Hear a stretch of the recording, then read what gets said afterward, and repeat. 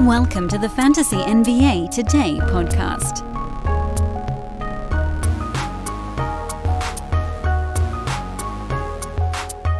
We're back. It's Wednesday, everybody. Welcome to Fantasy NBA Today, a Sports Ethos presentation. I am your host, Dan Vespris, as per usual.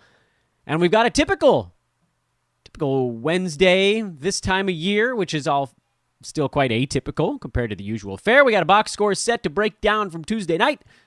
And you guys know the second half of the show. It's not even a half. It's really like the second last 20% or so. Streaming grid. We're going back to the streaming planner on a day-by-day basis. I mentioned it on yesterday's show. I'll mention it again today. Mondays right now are going to be reverse chronological lightning round and the streaming calendar.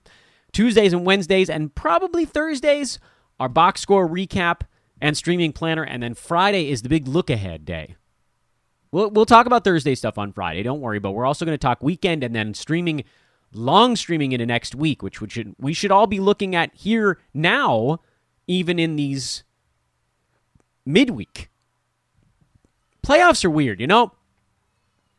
First of all, I want to talk to you guys on social media, so please do follow me at Dan Vespris. If you found this show through my social media, hi, and you love it, please drop a 5-star review on it. Mean the world to me. I'm trying to get to 775 before the regular season ends.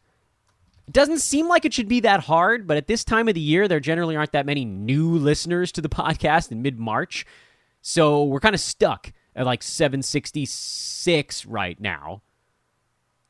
Oh, man, I really want to get those last 9. Can we get those last 9? Please, come on, help me out on that. I think we can do it. Oh, I think we can do it. With your help. Okay, so I want to talk about the streaming thing a little bit. And how it's important, even now, to be planning ahead anyway. What I mean by that is, there's sort of two things going on. If you got a first-round bye, and that's where you're sitting right now, should be very easy to plan for next week. You don't have to worry about streaming going on at the moment. You can set your calendars for Monday. If you're, say, in the semifinals, and anyone that makes the finals gets money, this is your, like, totally sell out kind of thing. And then you just figure it out when you get to the finals. Hope that you can just overcome your opponent, whatever it might be. But get there so you can end up with some money. If you're in the first round and you didn't get a bye, you have to kind of be playing for the next round also. You're kind of playing with 2 rounds at a time because the goal really in head-to-head at this point, I think most head-to-head leagues pay first and second place. That's how all of mine have been basically forever. Nobody cares about third and fourth place. And winner-take-all kind of sucks because there's so much luck involved. So if you're just trying to get to the finals, guarantee a profit, that should be your focus. So if you're in the first round of your playoffs, you should be long streaming hard. You should be looking at this week and at next week. And then, anything that comes after that is great, but sell out to get through next week. If you're already in the semis, great. Sell out this week if you need to. And then if you're in the finals, obviously you just go nuts. You do whatever you have to do to try to get over that hump. But that's where the long streaming, the short streaming, all that stuff kind of comes together. Only you know your personal situation and can use this data, I hope, in a productive manner. But let's just dive straight on in. We'll tell you about Thrive Fantasy and some of our other partners a little later in the show. Brooklyn behind Kyrie Irving, dropping 50 on the Charlotte Hornets. Almost called them the New Orleans Hornets. Almost called them some other weird thing. 50 points, 3 boards, 6 assists, a steal, a block, 9 3-pointers. Ridiculous offensive explosion for Kyrie Irving, who only has like 5 games the rest of the way. They've got a lot of home games left, so that kind of sucks. But this was certainly going out with a bang here, one of these last few actual games of the season.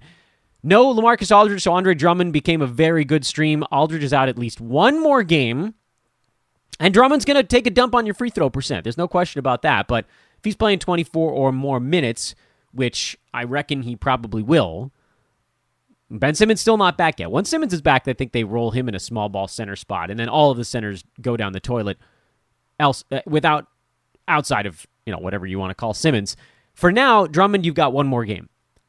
The thing that I think's been really interesting is actually Bruce Brown, who has continued to play well despite the return of Kevin Durant, and even here on a road game with Kyrie dropping 50. Now, I know KD only had to take 13 shots here. He really didn't need to do much because Irving did it all.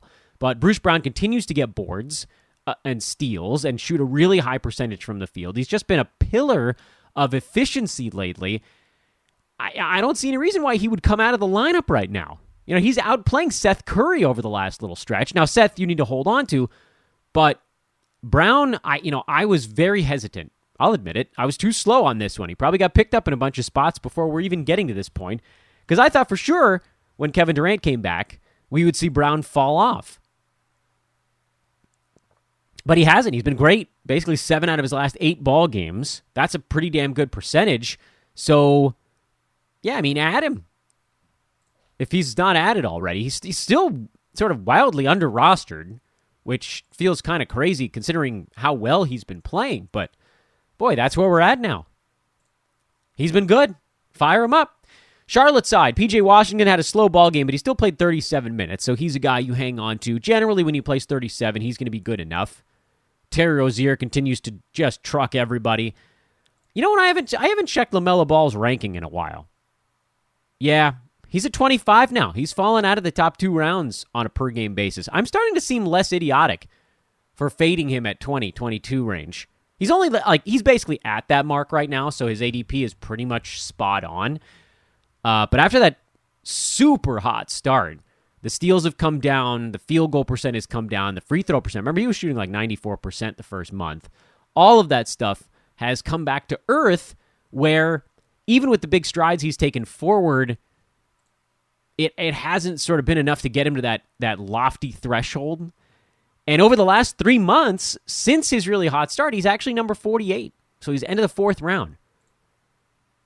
So here I am. Remember the Donovan Mitchell versus LaMelo Ball? I think that was on Josh Lloyd's podcast. Josh was kind enough to have me on for an ADP battle.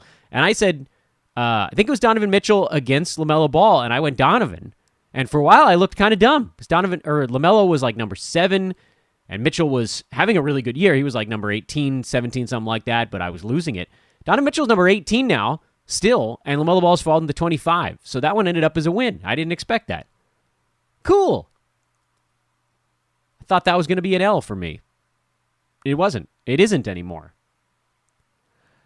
Phoenix beat Orlando, which shouldn't be newsworthy, but it is lately because the Suns have been troubled without Devin Booker and Chris Paul. Cam Payne doing everything he can to elevate this team.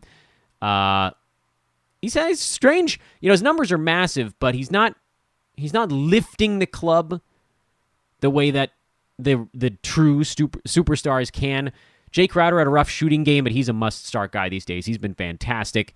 Landry Shamet had a big one, but sounds like Devin Booker's back to traveling with the team, so he's cleared health and safety protocols. As soon as he's ready to go, he's going to drop right back in there in Shamet's spot. And so Cam Payne will lose shots, no question.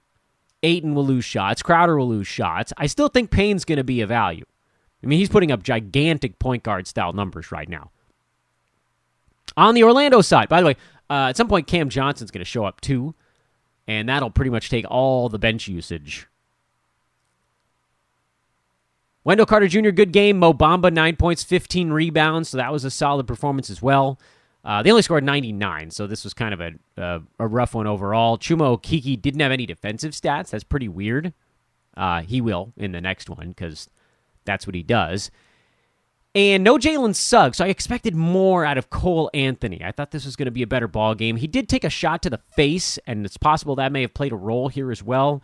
But I would say anytime either of the other guards is out, Cole Anthony's a start, and Fultz will rest the second half of the back-to-back. There's a chance that Fultz and Suggs miss tonight's game, in which case then Anthony is a guy you'd have to start at that point. You know, if you look for it, every day has a cause for celebration. Celebrate a friend, got a promotion, had a baby, got married, life, who cares? Celebrate yourself for keeping the couch warm. It's no easy feat, especially if that's a big couch. Or maybe you just want to celebrate living in 2022, where you can get beer, wine, and spirits delivered from Drizzly in under 60 minutes, 1 hour, without leaving the aforementioned couch. Right now, Drizzly is giving all new customers $5 off their first order with code FAST5. Yeah, it's like the movie franchise, FAST5. So download the Drizzly app or go to drizzly.com, DRIZLY.com, and use promo code FAST5 for $5 off your first order. Look, it's the most convenient way to get beer, wine, and spirits. 60 minutes! 60 minutes! That's ridiculously fast. I can't do anything in under 60 minutes these days. It's the #1 app for alcohol delivery. It's so convenient.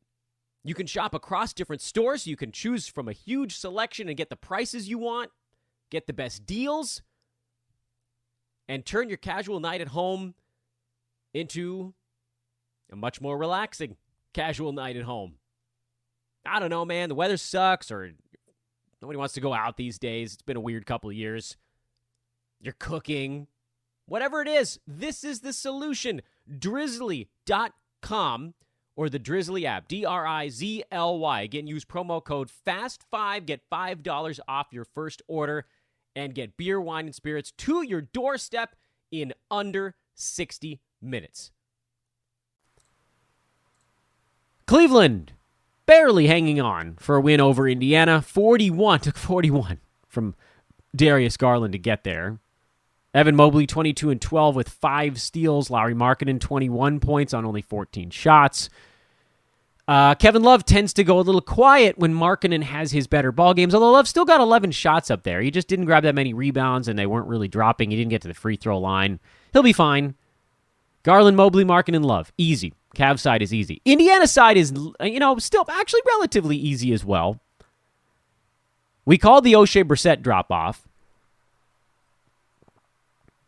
You know it. A couple weeks ago, said, look, this is Points League. It says Points League written all over it. And if the popcorn stuff disappears, the whole thing comes apart. And that's exactly what ended up happening.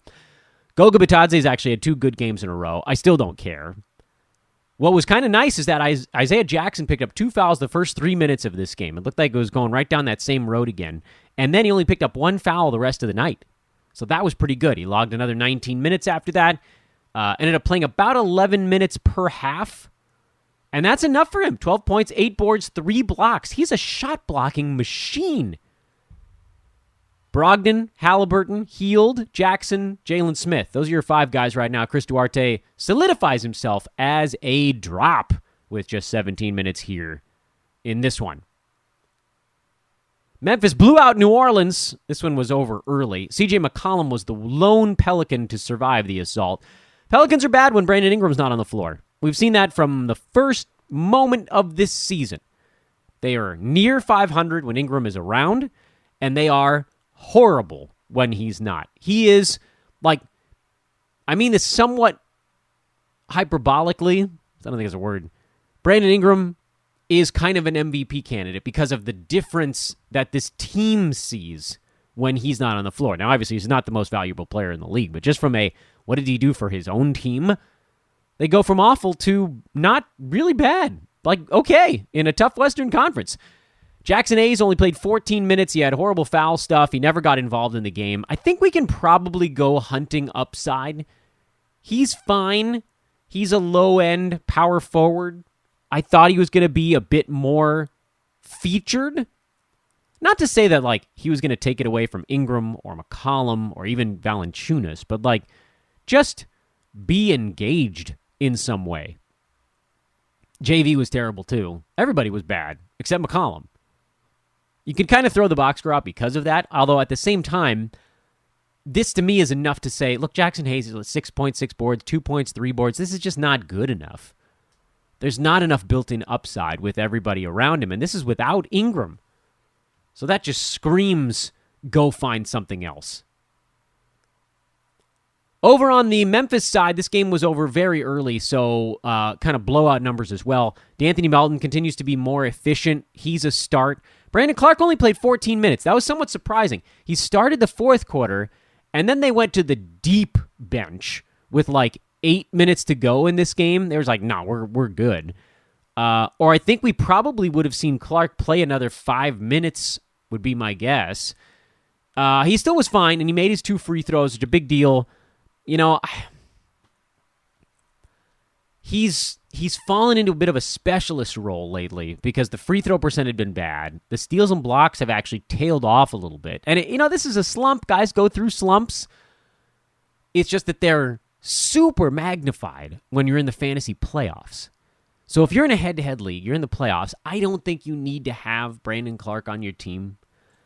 If you're in a roto format and you can wait it out a little bit, it's a bit of a different story. But Memphis has a horrible schedule coming up. So, from a head-to-head standpoint, you'll have 2 more games this week, 3 next week, 3 the week after that, 3 the week after that. They go 4 times the last week of the regular season, but nobody really cares at that point anyway. So head-to-head, if you've got Grizzlies that are fringy, you kind of need to move on from them. Roto, you don't have to. You can go chase an upside. I'm fine with that, especially if you're behind in games played. He's not going to be a super useful player for you there. But, rebounds sometimes, generally steals, blocks, field goal percent. That should be enough in most Roto leagues to keep him kind of hanging in there. But he's very fringy on that side, and he's probably a drop in head-to-head because of the schedule coinciding with a slump. It's just bad luck. John Morant was efficient in this one. Where the hell is he these days? He had those gigantic games. How far did he... Yeah, he's back up to number 38, so that's pretty good. Scoring's been big for Ja lately. Only needed 24 points in this one. JJJ bounced back. He had a brutal foul trouble game the last time around. Got himself his 3 blocks, so that's cool. But we're mostly watching Melton and Clark on the Grizzlies, and I think we more or less covered them. Now, before we get into the last 2, this is the time to remind you guys of our partners over at ThriveFantasy.com. Few of you guys have hit me up for prizes. I say more of you should. I continue to have them for almost all of our partners here at Sports Ethos. If you want to just do it yourself, use promo code ETHOS, ETHOS, over at ThriveFantasy.com. Get you guys a 100% deposit match bonus up to $100. And with a deposit of only $10, you'll get 2 contest entries on top of everything else. Those $20 nightly contests, you get 2 entries into those with just a $10 deposit. So it's an amazing, amazing deal that's only available with our promo code ETHOS, ETHOS, at ThriveFantasy.com. It's the prop betting DFS website. You're going to love it. Just give them a chance. Can't you give them a chance, man? You can do it. ThriveFantasy.com or the Thrive Fantasy app, available on Apple and Android devices. All the same. Prop up, you jerks. Go try it out.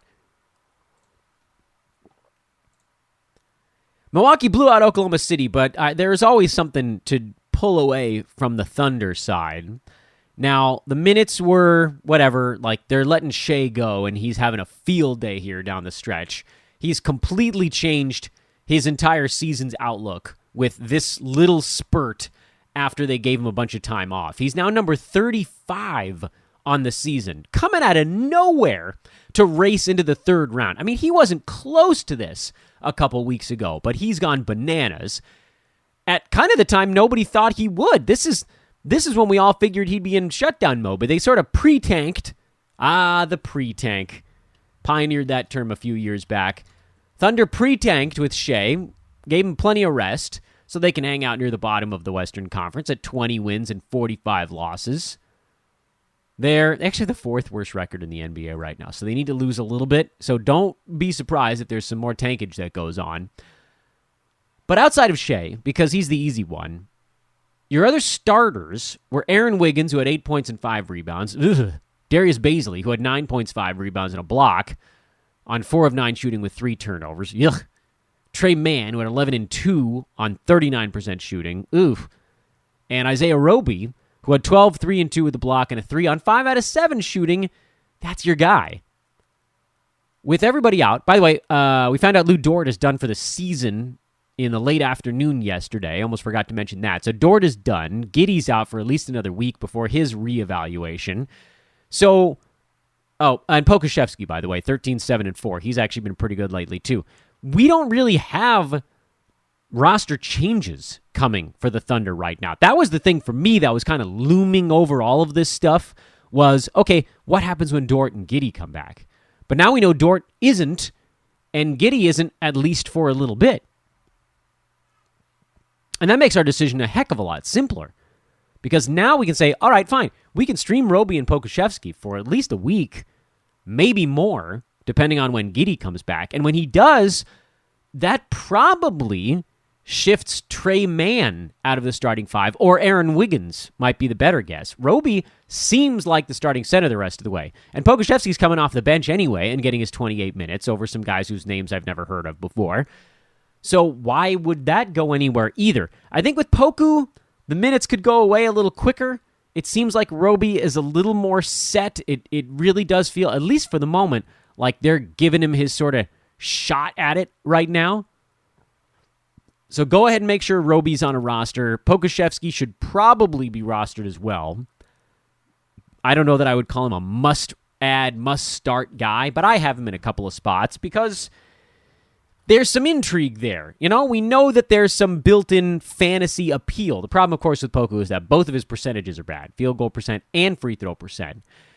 And the steals and blocks have not been nearly high enough to make up for that this year, despite, the three-pointer here and there, and the rebounding's been decent, if unspectacular. The percentages are crushing. They're a bit soul-crushing. So he makes more sense as someone that continues to need to grow into his fantasy game, where Roby is basically there now. And Isaiah didn't get to do very much in this ball game, but give him a little bit of usage, give him a little opportunity, and we saw a bunch of good ball games. Poku was number 270 on the year, which, that doesn't tell the whole story. He was only playing like 18 minutes. Roby's 230 on the year in about 17 minutes, but you got to go more recent. Last 2 weeks, Isaiah's in the top 50. And I don't think that's going to stick because he's shooting 82% at the foul line, 52 at the field, and getting 2.2 defensive stats. But even if that tails off to like top 85, top 100 range, that still makes him a fantasy start guy. The Clippers. No Rob Covington in this one. This weird team. They had their nice 5-game winning streak coming out of the break. Offensively, the first half, they were one of the worst things that the world has ever known. I don't know that I change who I would call the safer plays on the team, which is Terrence Mann, and he didn't have a good ball game. Reggie Jackson, getting at the broadside of a barn. Zubats kind of saved his game with some steals and rebounds. Nick Batum had a slightly better game, but I don't really care. Marcus Morris, same kind of thing. Here's the thing with the Clippers. Here's the thing. We talked about it on yesterday's podcast. This is a team that was set to have 5 games in 7 nights starting yesterday. So a lot of you guys, myself included, picked up Marcus Morris and Nick Batum and Luke Kennard and Isaiah Hartenstein and Amir Coffey and these kinds of guys, depending on how deep your league goes, to say, well, you know what? In 5 games in a week, you can have a bad one or two, and it can actually still be okay, and it'll certainly be better than someone with only 3 games. Like, it's pretty damn tough to have 3 games and outperform someone with 5. That's a huge, you can do the math, 5/3, 67% bump. So even if they stink in a head-to-head side, you just keep racking up numbers over 5 days. You wouldn't worry too much about it. Roto's side, it's still those same 4 guys, and just understand, sometimes you just stink on a given night. Sometimes you just stink.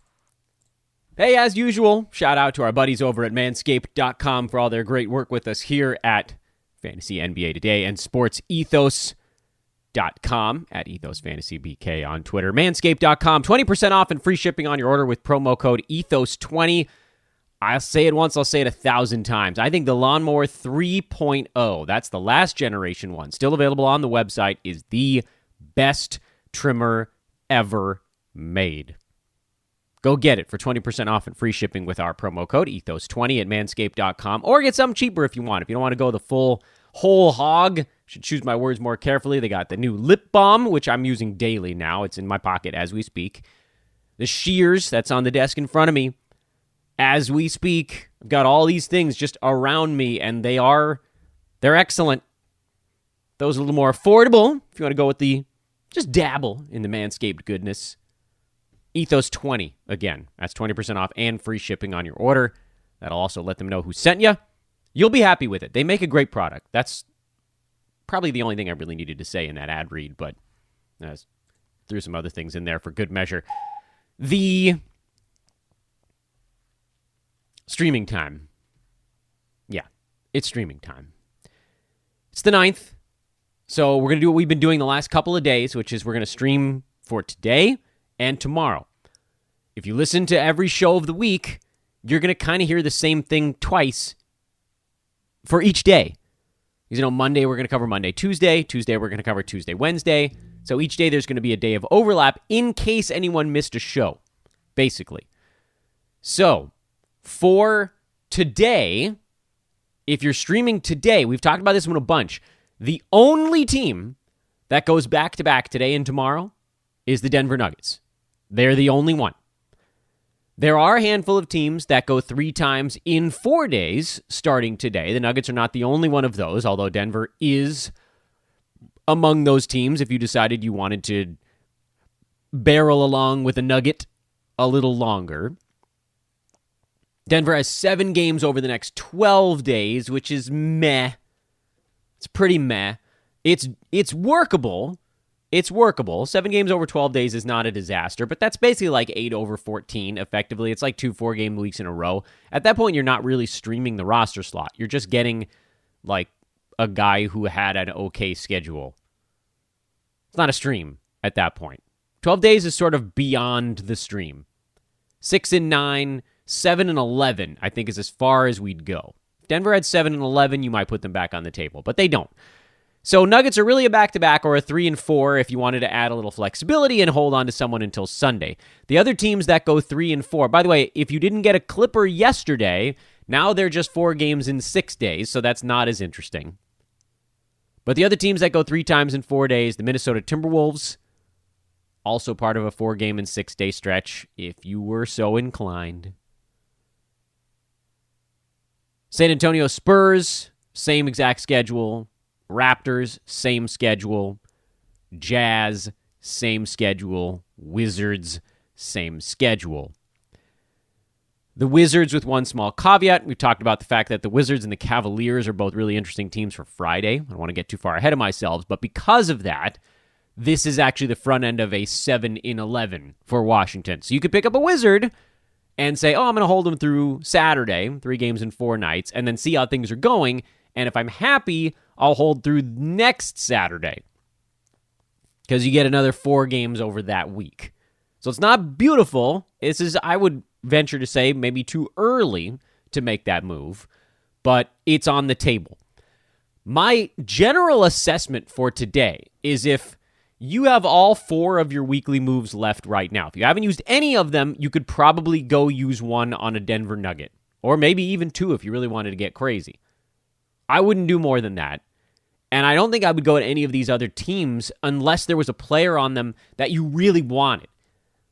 Like, just as a hypothetical, let's say that we're looking at Washington and Raul Neto sounds like he's probably going to play tonight. We don't know for sure, but it sounds like he's probably trending that direction.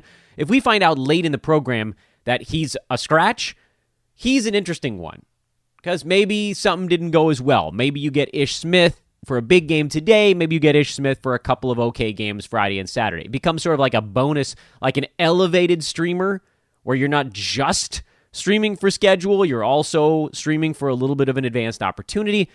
I don't think that's going to happen, but that's your sort of one avenue. If a player like that emerges on one of those teams with a 3 and 4 that's not Denver,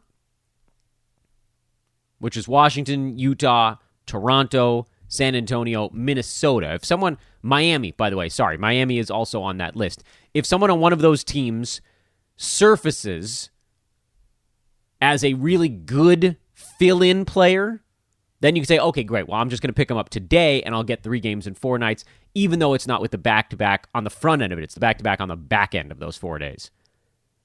But if none of that stuff pops up, Denver's the one team you'd look at today. That's it. If you don't want to go the Denver route, and none of these players emerges on one of those 4 or 5 teams I just mentioned as a really interesting streamer, today's probably a sit-tight kind of day.